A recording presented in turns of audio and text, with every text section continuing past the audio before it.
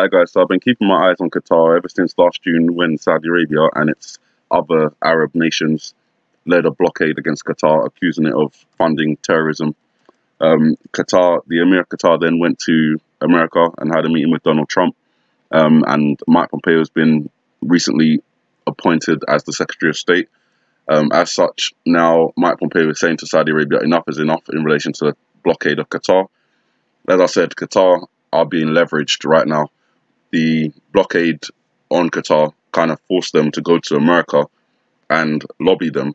And now America is saying to Saudi Arabia, enough is enough. And Qatar are going to have to offer something for that, whether that's staying out of the military conflict that is to come between America, Saudi Arabia, Israel, and Iran, or whether that's giving the United States or Saudi Arabia an opportunity to use their country as a base of operations. Saudi Arabia have recently insisted that Qatar send troops to Syria, which Qatar has refused to do. If this blockade is lifted due to America's involvement, it could be that Qatar then does send troops into Syria. We'll see. Mike Pompeo again visiting Israel and basically saying to Israel, if you decide to attack Iranian bases in Syria, we'll support you. So in his first diplomatic foray as US Secretary of State this weekend, Mike Pompeo delivered a scathing rebuke of Iran for serving as the greatest sponsor of terrorism in the world, and reiterated President Trump's threats to pull out of the 2015 nuclear deal, which is May the 12th. We are determined to make sure Iran never possesses a nuclear weapon, Pompeo said at a joint news conference with Saudi Foreign Minister Adel Al-Jubeir. The Iranian deal, in its current form, does not provide that assurance, he said, noting that the US is in talks with its European partners to fix the deal ahead of Trump's May 12th deadline. And as we know, Iran have already said, if you change the deal, we're not staying in it.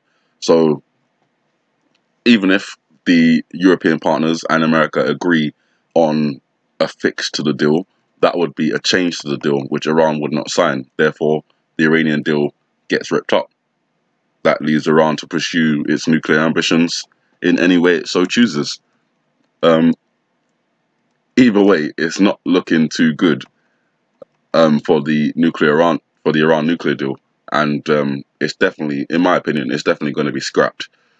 Mike Pompeo, again, he's all over the place since he becomes Secretary of State, is giving the thumbs up to Israel to counter Russian-backed Iranian drive in Syria. This is the report that I was just talking about. So, as US Secretary of State, Mike Pompeo and Prime Minister Benjamin Netanyahu sat down on Sunday, April the 29th in Tel Aviv to discuss the Iranian threat. A Russian-backed Syrian force struck across the Euphrates to capture a string of US-backed fortified Kurdish SDF villages. Again, we've got this push on the Euphrates River. Take control of the Euphrates River, the armies of the East can cross over. It all relates to biblical prophecy. This incursion of a key US area of influence region in eastern Syria, if confirmed, would rip up a key element of the US-Russian deconfliction zones accord and provide Iran with a springboard for a leap up to the Iraqi border. So it would draw conflicts between the US and Russia if these reports are true. And it appears that these reports may be true, because after Mike Pompeo has given Benjamin Netanyahu the thumbs up to say the USA will back you if you decide to attack Iran bases in Syria, there's reports of massive fireballs going on in Syria. This is in connection to Israel. So they're saying that initial reports of mass injuries and perhaps casualties following the Israeli strike appear accurate, or Iranian strike appear accurate. And as reporters on the ground located at the Hama National Hospital show, civilians are donating blood for the soldiers and civilians who were wounded by the Israel airstrikes tonight. Syrian state news reports a possible foreign attack on military bases in Hama and Aleppo provinces, citing multiple reports and videos now circulating which show massive fireballs lighting up the night sky. Dozens of pro-government social media accounts are claiming an Israeli strike on Brigade 47 weapons depot in Hama Sunday night. Syrian state media says rockets from an unspecified enemy hit military locations inside Syria, citing a new aggression with hostile missiles, but stopped short of identifying the aggressor. A well-known journalist reporting from the ground in Syria also reports an official military source saying A hostile foreign attack took place at locations in Hama and Aleppo at 10:30 local time tonight. The attacks this evening mainly targeted locations positions with a strong presence of Iranian-backed militias. This indicates that the likely attacker is Israel. There are also widespread rumors of the recent landing of an Iranian transport plane at Hama military airport possibly being targeted in the attack, and reports that explosions were so big due to the direct hit on ammunition warehouses. Pro-rebel media also appears to be uploading footage of the strike, apparently so big it could be seen for miles, and these sources are also confirming a foreign military attack on government locations. Mackie notes the airstrikes caused an earthquake measuring 2.6 on the Richter scale. Iranian state media has also confirmed the strikes, amidst rumors that Iranian military personnel were targeted in the attacks. According to Mackie, citing Middle East experts, the Israelis might continue striking these different targets, and there are between 20 and 25 targets to choose from, so it will play out considerably. Should Israel be considered to have carried out the strikes, it would be the third such high-level Israeli attack on Syria within a month. Meanwhile, according to unconfirmed Twitter reports, dozens upon dozens of Iranian soldiers were killed in the attack. So you've got Mike Pompeo visiting Israel, telling Israel, we'll back you up if you decide to go and attack Iranian bases in Syria. Then, the very next day, or later on that day, we get reports of Israeli attacks in Syria targeting Iranian bases in Syria, as they said they would. And more, if the report is true, more Iranian soldiers being killed. This just goes on to show you that Iran will respond to Israel in due time. When exactly, not exactly sure. But we know that the Iran nuclear deal could possibly be killed on May 12th. And we know that the Israeli Independence Day comes up on May 14th. I can't see a more relevant day for Iran to launch an attack on Israel as its Independence Day, especially following all the escalation between the two countries over the last couple of weeks, especially in the last couple of days. And that just continues to escalate if these reports coming out today or yesterday are true. So we need to really keep an eye on what's going on in the Middle East, because that is where it's going to begin. The whole focus on the Korean Peninsula is not wasted, but that's not where it starts. Again, according to the IPEC GOAT video, denuclearisation and unification happens before these 5 explosions take place. Now, again, we're not saying that it's 5 explosions that are going to take place, but that's what we see in the video. That, again, could represent the month, possible, not exactly sure, but we'll keep an eye on that. In some separate news, another Trump Tower catches fire. So the third time a Trump Tower has caught fire within the last month, I think, or at least the last month and a half. This one in Azerbaijan. I don't normally talk about the Trump Tower fires because, you know, I think the indications to what they are symbolically referencing are pretty clear. But I wanted to point out this one because it happened on April the 28th, and it's the same day that the founder of Burning Man, Larry Harvey, died. And I just found that strange, or not strange, I found it interesting, coincidental, that the founder of Burning Man dies on the same day another Trump Tower fire starts. This is all in connection with fire, and fire in connection with dragons, and, you know, dragons crashing down from space, if you believe in such things. There's a lot of biblical references going on, and something to do with fire in terms of explosions or war is being put on the tables, being put on the cards, and will be played soon. They have the references to fire, they have the references to water.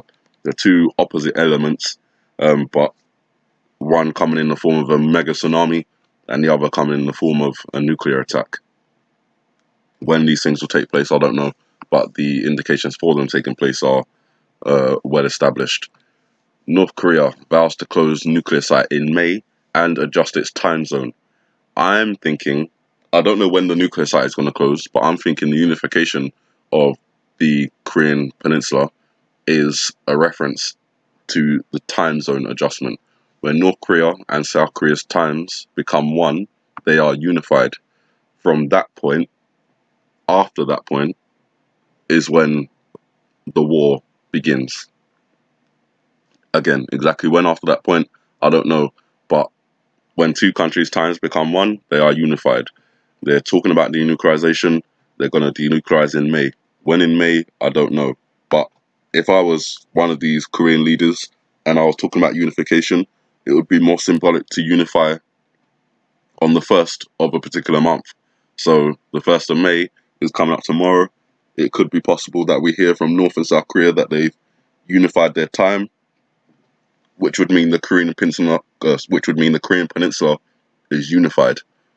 Then we know that after that, at some point after that, there's going to be serious escalations in the Middle East, and that is already set up.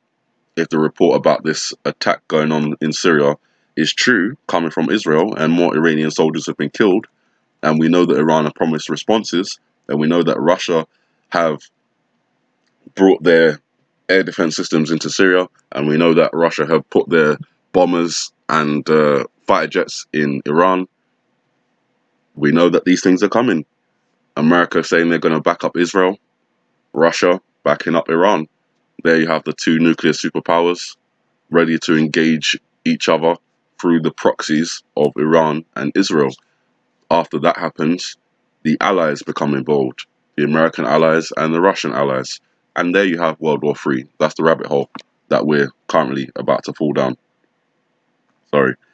And then we come on to, where'd it go? Let me just bring it up here. So then we come on to today's Google Doodle, and it is rather graphic not graphic, that's not the word I meant to use. It's rather abstract, that's the word I meant to use, in what it's referencing. But Ned asked me to look at this. His name is now the Key of David information, or something like that. But he asked me to look at this, flip it upside down, and basically just say what I think. What I think is the blue man, they've kind of helped you by making it blue. The dark part is the ocean or the water. You can tell that by the lighter blue lines on there, which make up the waves on the water. You've then got this column of white, what looks like foam coming up out of the water, and on this side you've also got foam coming up out of the water. In the middle, the right way round, you've got his ear, but when it's this way round, it looks like the inner part of the ear could make up the outline of a rabbit, or even if you just erase the rabbit from your mind, you may even be able to see what could be the shape of, it's like a fetus, like a baby, an embryo being, there. That just represents birth. It doesn't mean that a person's going to come out of the water or a person's going to fall into the water. That's representation of birth. The tsunami-like structure that we've got flowing out this way and flowing out this way appears to be the breaking of the waters, which is in relation to birth again. The water's breaking. So this is just a symbolic reference to their birthing of the Antichrist. The Antichrist is about to be born. When we have the tsunami, that will be the representations of the waters breaking. And then after that, I'm not exactly sure of the sequence of events, but the water breaking is definitely one of the events that symbolizes the symbolic birth of the Antichrist. And that's kind of what you can see here. It could be a rabbit, or it could be a fetus, embryo inside like an egg shape. And we've got plenty of references to that in the iPad Go video as well. Then we come onto this here. This looks like the sun to me. Then we've got what looks like a red planet. And then we've got a graph when it's upside down is measuring the depth of something. So taking these three images, or taking all four images, these four together, it tells me that something to do with the sun and the planet.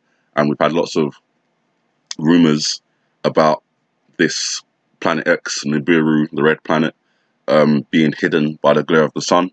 And that would be these two connections. We've had a lot of references to that same celestial body crashing into the Earth, in particular into the ocean, which may be what this graph is representing in terms of measuring the depth of this object crashing into the ocean. And then we have the result of the object crashing into the ocean in terms of waves, representing the birth of the Antichrist, or the waters breaking. Over here we've got 3 red blocks and a mathematical instrument. upside down. I have no idea what they're referencing. 3 red blocks. If you guys have any indications as to what 3 red blocks or 3 red lines could indicate, I'll be interested to hear about it. This one upside down, it reminds me of is like a drone or even like a tap handle. I don't know. A tap handle would be connected with water, which would, you know, connect in with these other things, but I really don't know about these two, so I'll be interested for the input on these ones.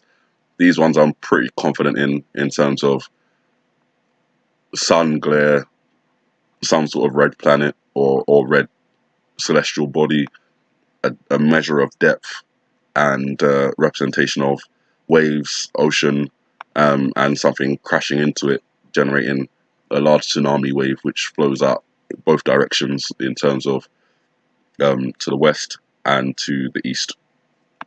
So that's my take on the Google Doodle, and I just kind of wanted to bring that to you.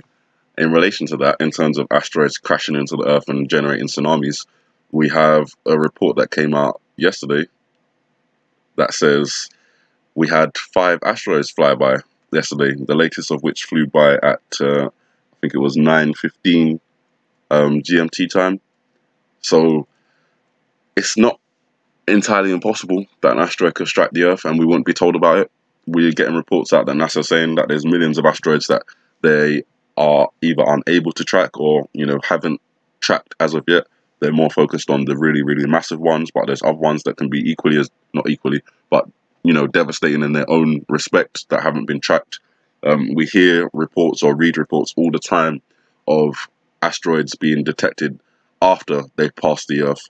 So they weren't detected before they reached the Earth, only after they passed, which just goes on to show you, or goes on to tell you, that we can't rely on information from the government to say if an asteroid is incoming or if a volcano, a super volcano like Yellowstone is about to erupt. These things would cause mass panic, which they simply wouldn't be able to deal with. Rioting, murder, people stop going to work, people stop sending their children to school.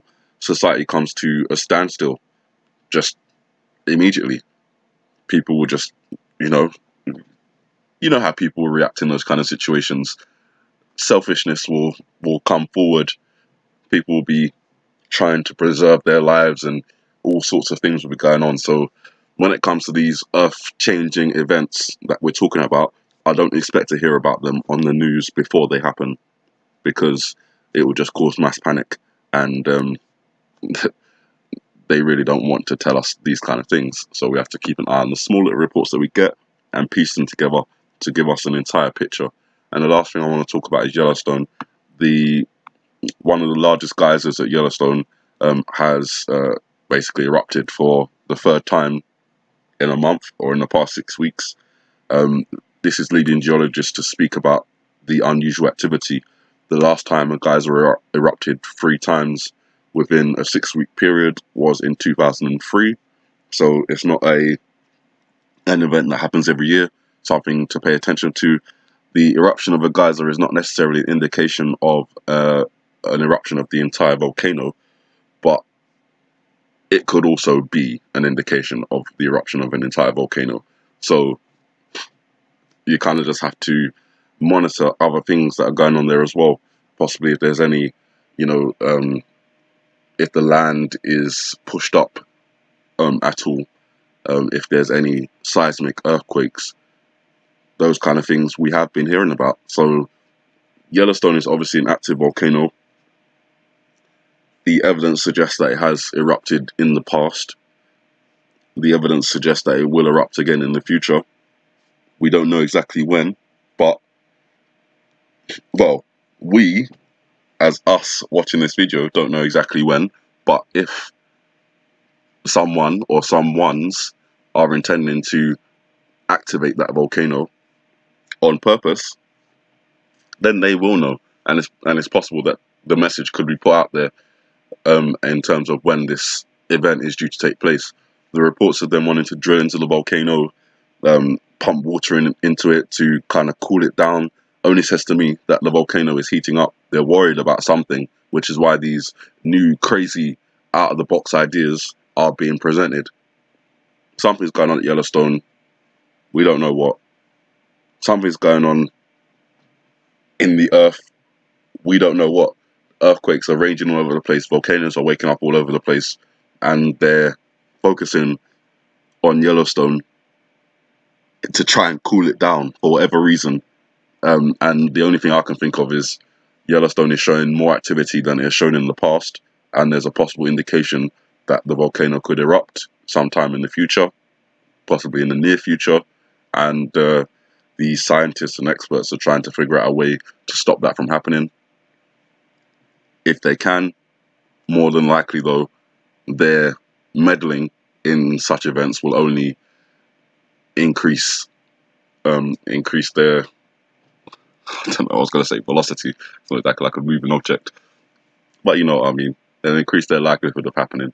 So, you guys, that's the end of my report. Sorry if it was a bit long. I don't usually like doing long reports because the focus can get shifted throughout the whole video, but that's why I do recaps at the end, just to say Pompeo, or at least America, is backing up Israel in terms of striking Iranian bases in Syria.